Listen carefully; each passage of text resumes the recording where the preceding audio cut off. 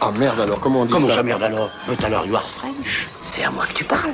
Alors à qui est-ce que tu parles? T'en vois un autre que moi ici?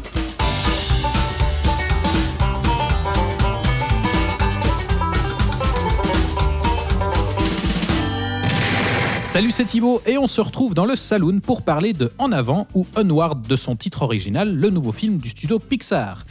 Après avoir offert à la saga Toy Story un épilogue pas vraiment indispensable mais au final plutôt honorable, le studio à la lampe revient avec une proposition originale et un univers inédit qui lorgne du côté de la fantasy. Et pour en parler, je reçois Alexandre Caporal, salut Alex. Salut Thibaut. Et Robin Jaunin, salut Robin. Salut Thibaut. Alors, si vous êtes prêts, on enfile les armures, on enfourche les chevaux et on part à l'aventure. Dernière nouvelle, il vivait dans le gros pipi. Dans un quoi? Gros pipi. Oh mon Dieu, vivre dans l'urine, c'est affligeant. L'histoire se déroule dans un monde fantastique où se côtoient les licornes, les elfes et autres trolls, en bref, un monde où règne la magie. Enfin, seulement en théorie, puisqu'au fil du temps, les habitants de cet univers de fantasy ont découvert l'électricité, se sont mis à conduire des voitures et ont développé les smartphones, au point que la magie a purement et simplement disparu. Mais le jour de son anniversaire, le jeune elfe Ian Lightfoot apprend qu'il a une chance de revoir son père décédé et part donc en compagnie de son grand frère Barley à la recherche de la magie ancestrale. À la réalisation de ce nouveau film, on trouve Dan Scanlon qui avait déjà signé Monster Academy, là aussi une suite pas vraiment indispensable et plus ou moins honorable, on peut le dire. Mais comme je l'ai dit au début, après être revenu 2 fois de suite dans des univers connus avec Toy Story et Les Indestructibles, ce coup-ci Pixar explore à nouveau d'autres territoires. Alors Alex, toi je sais que tu étais particulièrement client des Indestructibles 2 et de Toy Story 4, on y avait d'ailleurs consacré un saloon. Ouais. Est-ce que cette nouvelle proposition de Pixar t'a autant convaincu que ces 2 derniers films ? Tu pouvais y aller, hein, même fan de Pixar en général, à part, je pense, les Cars et puis quelques autres, justement, suites, donc Le Monde de Dory. Je sais que par exemple, on pouvait être quelques-uns à être un peu mitigés sur Toy Story 4. Toi, il me semble que tu étais vraiment emballé. Oui, alors c'est vrai que j'accentuais ça sur le moment. Après, effectivement, il m'en reste moins que la trilogie originale de Toy Story. Mais là, sur ce En Avant, déjà, ce qui est honorable, c'est de voir que Pixar arrive, contrairement à Disney qui fait que de recycler sans cesse ses anciens succès. On n'a pas encore eu de remake live action de Toy Story. Oui, voilà, c'est ça. J'espère que ça n'arrivera jamais. Mais oui, effectivement. Et Pixar, eux, à côté de ça, même s'ils continuent à proposer des suites, donc Toy Story ou Les Indestructibles, et puis qui cartonnent, ils se permettent aussi de développer des histoires originales, de développer des scénarios originaux, avec notamment leur jeune équipe. Et puis leurs jeunes réalisateurs, leurs jeunes scénaristes, parce qu'il faut assurer aussi le flambeau, depuis le départ de John Lasseter, et puis d'autres grandes têtes du studio. Leon Krisch, on rappelle qu'il y a pas mal d'anciens du studio qui sont partis récemment. Il y a une nouvelle génération maintenant qui doit prendre le relais. C'est ça, il y a une relève et donc là-dessus, je trouve que c'est déjà alléchant sur le papier, quoi. Et en plus, on se dit, bon, non seulement on a quelque chose de neuf, on a un nouvel univers qui va nous être proposé, même si on peut connaître l'univers de la fantasy, de Donjons et Dragons, d'Heroic Fantasy et autres, on retrouve des éléments, comme tu disais, les elfes, les trolls, les nains, les centaures et les mages. Ils arrivent quand même à proposer quelque chose avec ça et à raconter une histoire. Et ici, dans ce cas-là, c'est une histoire vraiment entre 2 frères qui partent à l'aventure dans une forme de road trip qui a une mission, c'est retrouver un joyau pour faire renaître en fait leur père décédé le temps d'une journée. Et déjà là-dessus, c'est très très beau et on voit à quel point Pixar est animé en fait par les mêmes sujets et les mêmes thématiques ces derniers temps et puis même, j'ai envie de dire, depuis leur création. C'est-à-dire que le deuil habite réellement le film et puis c'était le cas notamment de Coco. Du Voyage d'Arlo aussi. Du Voyage d'Arlo, de Vice Versa aussi, sur le deuil de l'enfance et puis Toy Story sur le deuil des jouets et puis de l'enfance aussi. Et donc là, il continue à raconter ça, mais vraiment en se centrant sur cette relation entre les 2 frères et ça fait vraiment plaisir de voir que contrairement au monde qu'ils décrivent dans ce film-là, Pixar n'a rien perdu, je trouve, de sa magie en tout cas, même si j'ai quelques réserves sur le film dont on pourra débattre, mais globalement oui, je suis assez séduit et d'autant que c'est assez surprenant que le film n'ait pas eu une promotion vraiment réelle de la part du studio. On a l'impression qu'ils le mettent un petit peu de côté parce que cette année ils sortent sortent 2 films. Et cet été, il y aura le nouveau projet de Pete Docter, qui est le réalisateur de Vice Versa et Là-haut. Et donc, ils semblent un peu miser toute leur com là-dessus, après avoir dépensé beaucoup d'argent sur Toy Story 4. Et ce En Avant, il est vraiment... C'est vrai qu'il n'est pas spécialement mis en avant. Oui, pour le coup. Exactement. Il fallait la faire. Oui, Voilà. bravo, comme ça, c'est fait d'emblée. Et c'est un peu dommage, parce que je trouve que ce film le mérite, quoi. Et alors, par rapport à cet univers particulier qui est celui de la fantasy, justement, toi, Robin, je sais que de ton côté, a priori, ce cadre du film, Alors, qui est le jeu de rôle, la magie, enfin, tout ça, c'est des choses qui te parlent. Si vous il avez me écouté semble. l'émission Jeux vidéo aussi, si ce n'est pas le cas, on vous y encourage. Voilà. Est-ce que le film t'a convaincu sur cet aspect-là, sur l'aspect fantasy et son utilisation? Ouais, alors c'est clair que je suis un vendu complet de la fantasy. Ça c'est complètement, ça fait partie de moi et c'est vraiment des univers que j'apprécie et je trouve, alors déjà une première chose qui m'a vraiment surpris en bien, et pour comme ça faire écho aussi avec l'émission Jeux vidéo dont on parlait. Ce que j'aime beaucoup là dans le traitement de l'univers, c'est qu'à aucun moment on sent que c'est un univers utilisé pour rapater le chaland. C'est vrai que là maintenant, avec Game of Thrones, avec on va dire un petit peu de plus en plus de ces licences heroic fantasy qui viennent, ça aurait été assez facile de tomber dans le piège on reprend un univers finalement fantastique uniquement pour faire venir voilà ces gens, etc. Et que ce soit un prétexte, en fait. Voilà, c'est ça. exactement, et que ce soit un prétexte, et je trouve pas dans le traitement de l'univers, c'est finalement assez cohérent. Il y a beaucoup de références. Tu disais Donjons et Dragons, évidemment, hein, ça fait vraiment partie de jeu de rôle qu'on va faire avec ses amis et on va se lancer là-dedans. Il y a plein de petites références aussi qui sont pas trop appuyées, mais c'est tout bête. Il y a un méchant, c'est un cube gélatineux d'acide. Enfin, je veux dire, combien de gamers sont tombés au détour d'un couloir dans un donjon face à un cube gélatineux plein d'acide, et on sent que c'est traité avec amour enfin voilà, un amour et un respect de ces univers-là. Bah justement, un des 2 personnages principaux, le grand frère, lui, c'est un rôliste et un passionné de ces univers-là. Il est persuadé que la magie existe encore, qu'il faut aller la chercher. Et il va emmener justement son jeune frère, qui lui a peur de tout, dans une vraie quête de jeu de rôle finalement. Complètement, et puis avec ces petites références de non, mais on va pas prendre le chemin le plus court parce que évidemment c'est plutôt le chemin un peu plus long qui va nous permettre finalement d'arriver au bon endroit.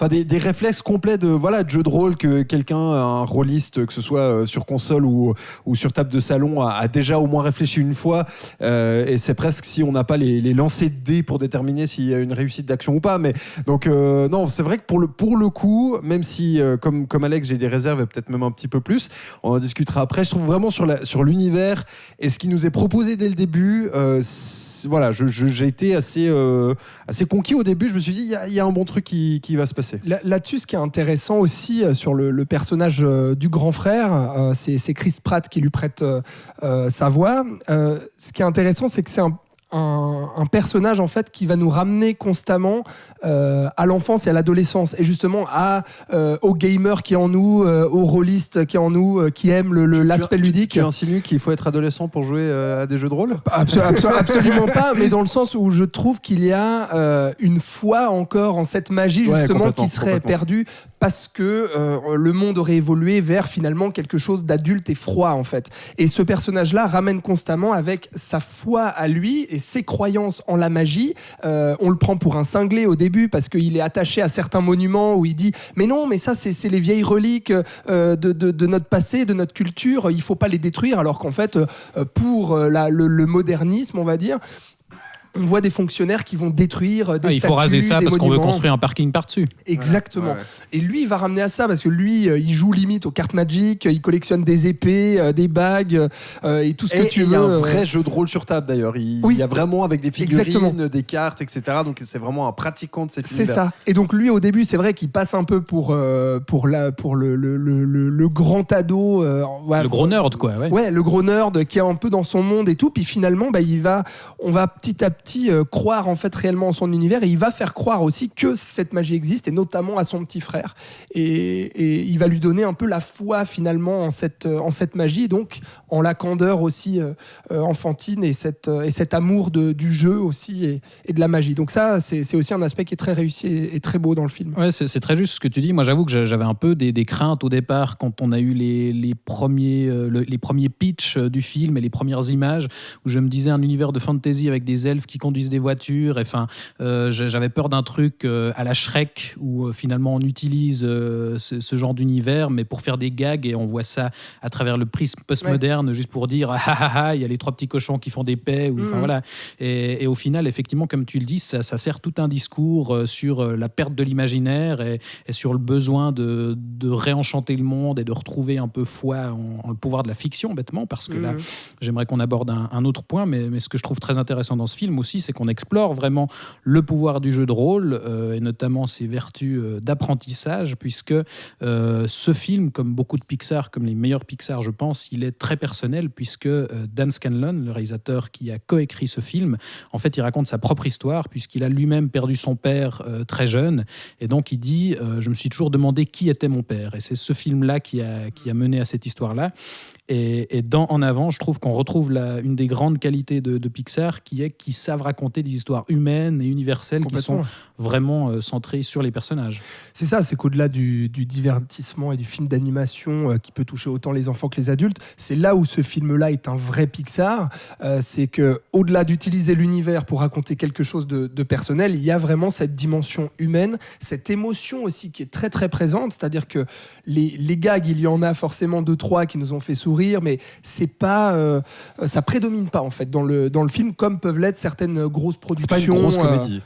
Exactement, non, comme peuvent l'être beaucoup de films d'animation hollywoodiens aujourd'hui, beaucoup de Disney aussi. Il y a malgré tout vraiment, des gags à la Shrek, où par exemple au début on voit les licornes qui sont des espèces de chats de gouttière qui se foutent sur la gueule pour faire les poubelles, enfin ce genre de trucs, mais effectivement derrière il y a une vraie histoire qui est racontée. Puis ça prend pas le pas.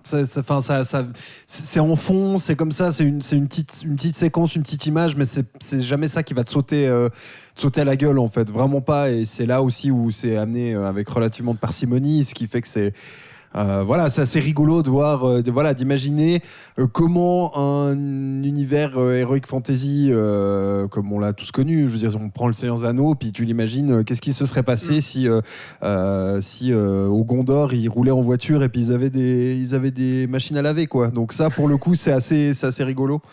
Et ça marche plutôt bien. Et c'est vraiment, pour rebondir sur ce que tu disais Thibaut, c'est que la réussite, elle est là sur l'émotion et la dimension humaine.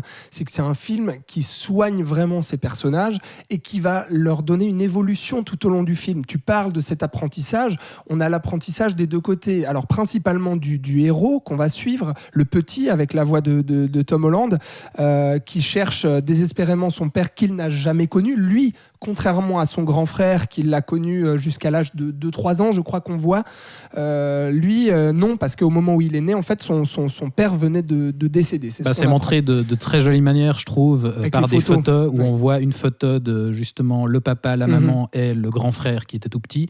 Et la photo suivante, il y a la maman, le grand frère qui a 3-4 ans et le tout jeune qui est bébé, et il n'y a plus le papa. Ouais. Et là, ça m'a fait penser à Là-haut, typiquement. Et puis, Pete Docter est aussi producteur sur le film, donc on sent aussi qu'il y a peut-être sa touche aussi qui surplombe en fait le film, mais vraiment sur l'évolution de ces personnages qui vont se remettre en question. On a ce petit être fébrile qui a pas confiance en lui et puis qui va à chaque fois rater en fait les tours de magie avec sa comment on appelle ça, un bâton. Avec son bâton, oui, son bâton magique. Voilà, c'est le mot bâton que je ne retrouvais pas, mais c'est quand même fou. Tu as toi aussi perdu la magie. Exactement. Non, mais voilà, vraiment tout cet apprentissage là, donc qui passe à la fois par l'apprentissage humain et puis l'apprentissage des sorts, tout bêtement.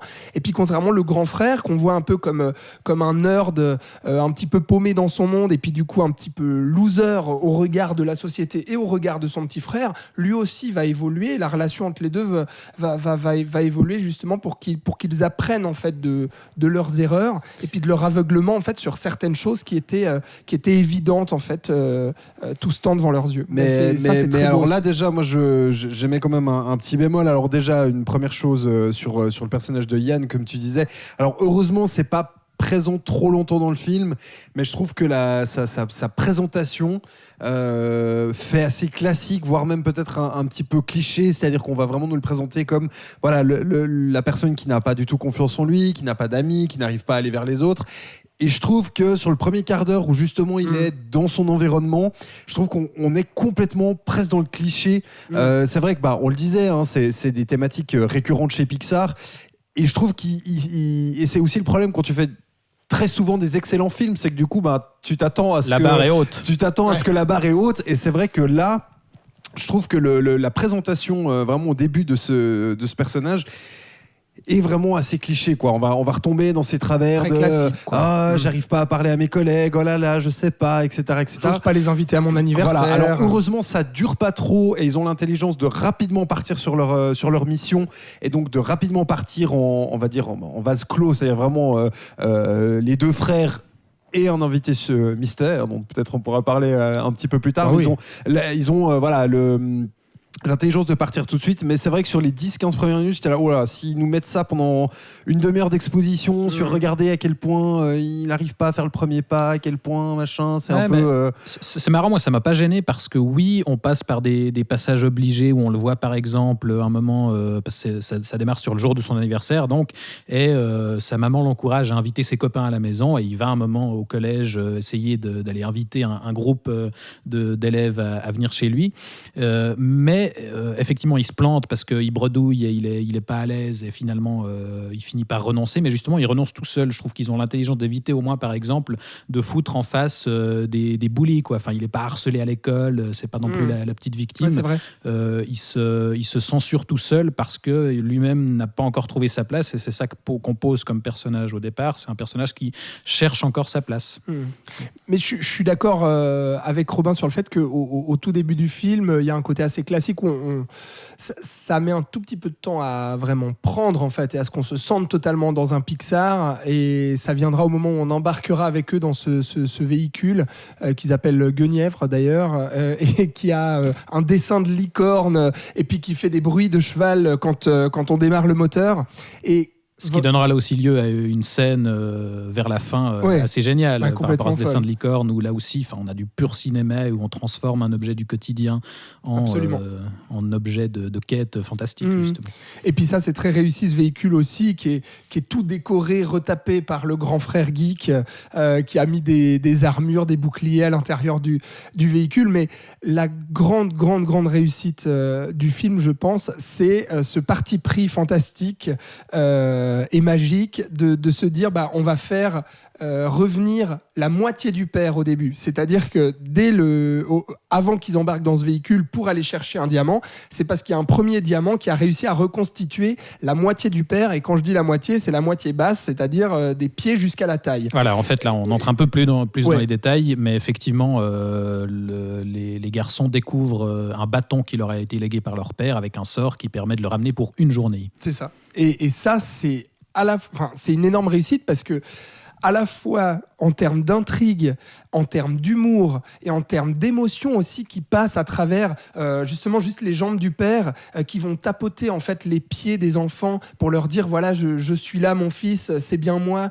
et puis oui il va y avoir quelque chose qui se passe là-dessus. Ils vont se reconnaître grâce à un rythme qui est tapé sur le pied justement. Voilà, donc ça c'est très beau et là on retrouve vraiment Pixar sur la quête aussi où on se dit mais attends il va falloir emmener ce bas de corps avec nous, l'aspect magique aussi de se dire mais est-ce que vraiment c'est probable cette histoire, enfin, tout ça c'est très fort, et l'humour aussi où à un moment donné on va reconstituer pour qu'il ait une ressemblance humaine, l'enfant va lui mettre un gros pull avec un ballon, une casquette, des lunettes pour qu'il ait un aspect humain et puis qu'il soit pas trop emmerdé dans la rue quand ils vont acheter de l'essence à la station-service ou ce genre de choses, et là ça donne lieu à des scènes très drôles aussi là-dessus. Je pense à un moment donné où ils se font arrêter par la police et puis il y a cet être justement qui déambule parce que forcément il y a pas d'être organique à l'intérieur du pull. Il y a que des gens qui sont vraiment solides. C'est ça. Donc ça pour moi c'est vraiment une des meilleures réussites du film. C'est vrai que cette idée du père qui est là seulement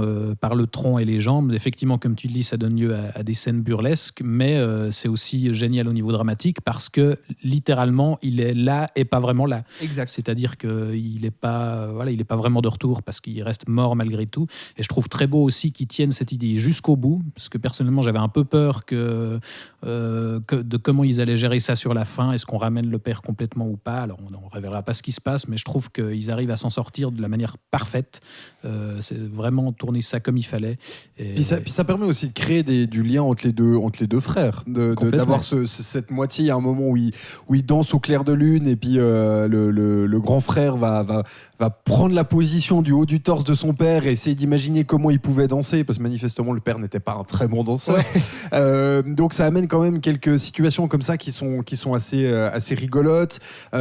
Et même si effectivement au début j'avais un petit peu peur en me disant ok, alors déjà, j'avais un peu la question de comment ils allaient traiter ça, et j'avais un tout petit peu peur aussi que ce soit juste le running gag, c'est-à-dire on l'utilise que pour faire des blagues, et puis ce sera un peu le buddy, enfin le sidekick, la moitié d'un sidekick pour le film. Il y avait des risques dans un côté comme dans l'autre. Et pas du tout en fait, il est vraiment aussi exploité dans leur quête aussi, il va servir à un certain endroit pour réussir à avancer plus loin. Donc voilà, même s'il n'est pas complètement là, il les aide aussi, et on sent qu'il les inspire aussi pour aller un petit peu plus loin. Donc ça, j'ai trouvé ça assez cool. Le road movie marche plutôt bien, mais je sais pas pourquoi j'ai un problème avec ce Yann qui décidément m'embête un petit peu dans ce film, parce que même si effectivement il a ce côté, ce que je peux comprendre, ce côté manque de confiance en soi, etc. La maman dit Yann, c'est celui qui a peur de tout, et puis au contraire, son grand frère, c'est celui qui a peur de rien. Complètement. C'est les deux extrêmes. Quoi. Mais je trouve presque que c'est trop extrême dans le cas de Yann. C'est-à-dire que vraiment, on sent que le type, il a peur d'absolument tout, et il baisse les bras à la seconde. C'est-à-dire qu'il va, à plusieurs reprises, il va essayer de faire quelque chose. Ça marche pas la première fois, il va tout laisser tomber. Alors je peux comprendre, peut-être ça gênera pas, et manifestement ça vous a pas gêné vous. Moi j'ai quand même un tout petit souci, qui arrive pas, ok, mais essaye au moins une deuxième fois. Justement, il aura à chaque fois une deuxième occasion d'essayer et de réussir. Moi je trouve qu'il évolue quand même. J'ai pas dit qu'il évoluait pas. Je dis juste que dans son approche de je vais essayer de lancer un sort. Ça marche pas. Tant pis, c'est de la merde. Notre mission, elle est ratée. Puis moi, je suis un raté. Attends, c'est une deuxième fois. T'en sais rien. Peut-être que la deuxième fois, ça marchera. Et c'est juste dans cette optique un peu, comment on va dire, de limitation personnelle qui me gêne un petit peu. C'est que vraiment. J'ai raté mon lancer de cailloux, tant pis, je réussirai jamais à lancer des cailloux de ma vie. Non, c'est une deuxième fois, quoi. Bon, c'est peut-être personnel, peut-être le personnage te parle pas, mais... Peut-être que tu te retrouves plus dans le grand frère. Non, c'est complètement... Je me retrouve... Qui joue à Warcraft. Complètement dans le grand frère, ouais, bien sûr. Non, mais par contre, le personnage de Yann, sans révéler la fin, mais il a quand même une très très belle conclusion. Et puis le film aussi, en termes d'émotion, je trouve complètement. Que là, on pinaille parce qu'il faut pinailler, mais il y a vraiment une conclusion, je trouve, avec un retournement de situation qui donne une conclusion aux deux personnages de par leur évolution. Il y a vraiment une maturation dans les deux personnages. Exactement. Qui apprennent des choses et qui évoluent. Et on arrive à maturité à la fin, et c'est encore une fois, ça nous chope, quoi. Vraiment, moi, j'avais la gorge nouée, et j'avais les yeux humides, quoi, à la fin, où je me disais, c'est hyper beau ce qu'ils arrivent à raconter. Encore une fois, sur la famille, sur le deuil, purée, on reprend les mêmes thématiques qui habitent leur film, et pour autant, ils arrivent toujours à nous saisir, ils arrivent toujours à montrer qu'ils ont des choses à raconter là-dessus, sans se répéter, et en choisissant des univers divers et variés, et c'est en ça, je trouve, que le film est réussi. Et alors justement, par rapport au précédent film, là on a beaucoup parlé d'écriture et d'émotion, mais encore assez peu de mise en scène et d'images. C'est la palissade maintenant de le dire, mais l'animation, je pense qu'il n'y a pas grand-chose à redire là-dessus, c'est toujours d'un détail assez fou. Par contre, Dan Scanlon, comme on l'a dit, il avait fait la suite de Monstres et compagnie, avant ça, qui était un Pixar assez mineur. Là, est-ce que vous trouvez que justement, dans ces cinéastes de la nouvelle génération, il y a Scanlon notamment des metteurs en scène à la hauteur de Andrew Stanton, John Lasseter, Brad Bird, comment il s'en sort au niveau de la mise en boîte de tout ça? C'est peut-être c'est peut-être le gros bémol que j'ai sur ce film qui fait que, bon là, on est vraiment à chaud, hein, on sort quasiment de la salle quand on en parle, donc c'est vrai que je suis très positif, j'ai beaucoup apprécié le film, mais je me demande en fait ce qui va réellement me rester après quelques mois en fait de ce film-là, ce qui veut pas dire vraiment qu'on est dans un Pixar mineur, mais en tout cas qu'on n'est pas au niveau, je trouve, en termes de proposition d'univers et de mise en scène et d'aboutissement visuel qu'un vice-versa, pour parler vraiment des Pixar récents, hein, de la dernière décennie, qu'un vice-versa ou même qu'un Coco en fait. Je trouve que visuellement et en termes de direction artistique, le Coco était mais majestueux quoi. Et même s'il y avait, je pense, si j'avais quelques réserves sur Coco en termes plutôt de scénario, visuellement, c'était quand même d'un niveau, je trouve, supérieur à celui-ci. Déjà en termes de direction artistique, où je trouve le design des personnages, pas hyper singulier. J'ai l'impression de revoir un peu des textures et des formes qu'on voit souvent de manière générique dans beaucoup de films d'animation hollywoodiens.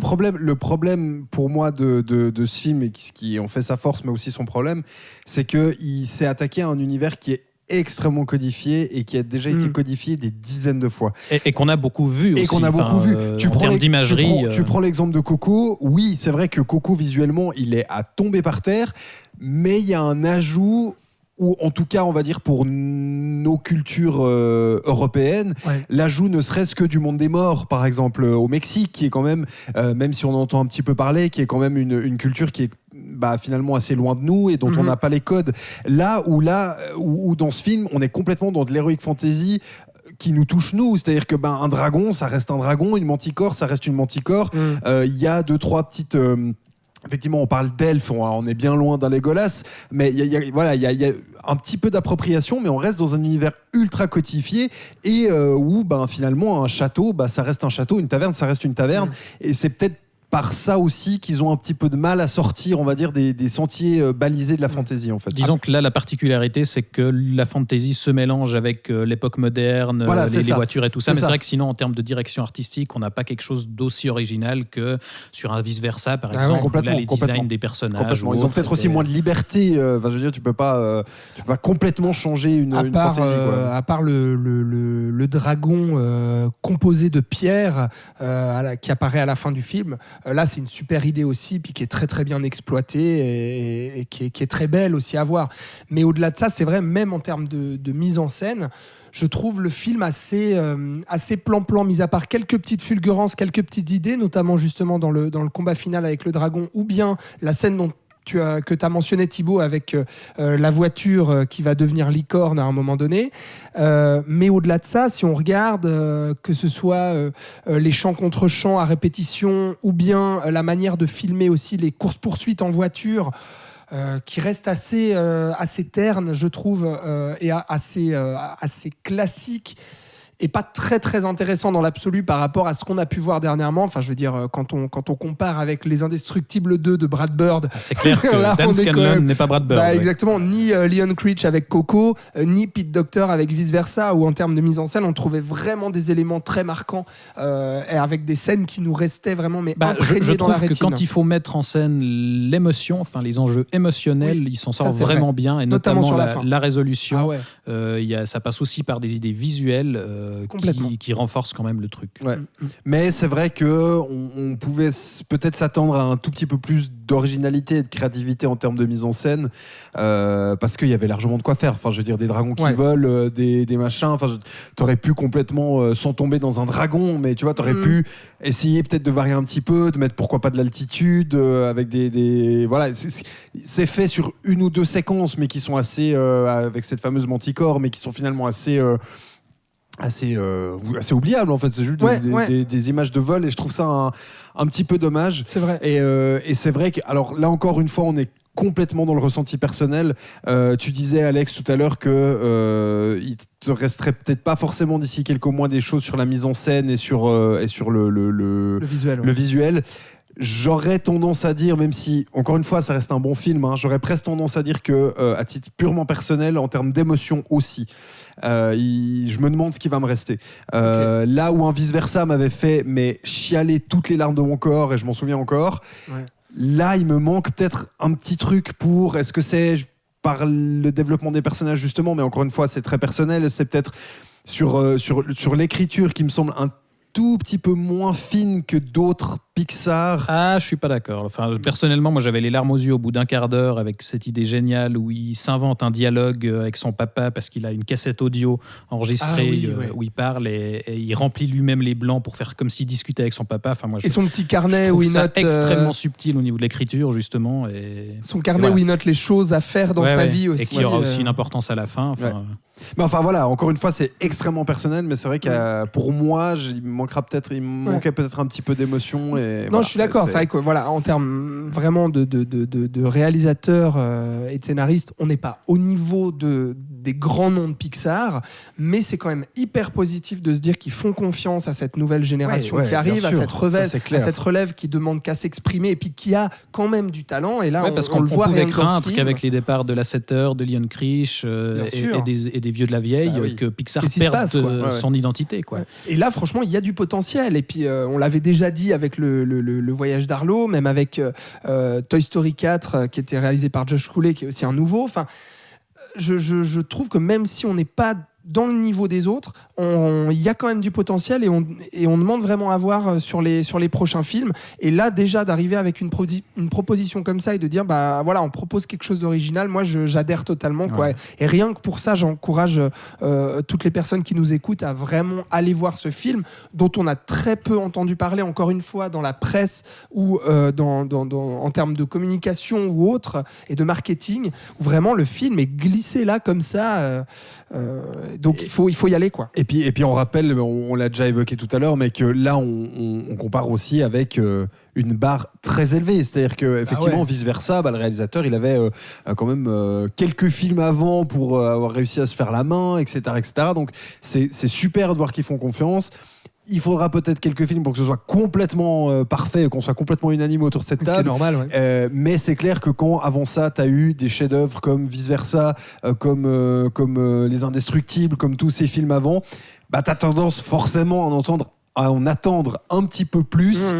Et donc, c'est peut-être que là où la barre était effectivement un peu haute et qu'il y a un gap qui s'est créé, on reste sur un film tout à fait correct, voire même très sympa, avec plein de références qui sont digérées et plutôt bien amenées. C'est un bon film d'animation, c'est un bon film tout court, ça, on est d'accord. Bah voilà, vous l'aurez compris, on vous recommande donc clairement En Avant, le nouveau Pixar qui sera suivi en juin, comme on l'a dit, de Saul, la nouvelle création de Pete Docter, qui s'annonce comme une suite spirituelle de Vice Versa. Donc effectivement, on l'attend avec une grosse impatience. Merci Robin et Alex d'être venus discuter de En Avant. Merci Thibaut. On se retrouve prochainement pour un nouvel épisode. En attendant, vous pouvez nous réécouter sur SoundCloud, YouTube, Spotify ou encore Apple Podcast. Merci de nous avoir suivis. Ciao, ciao.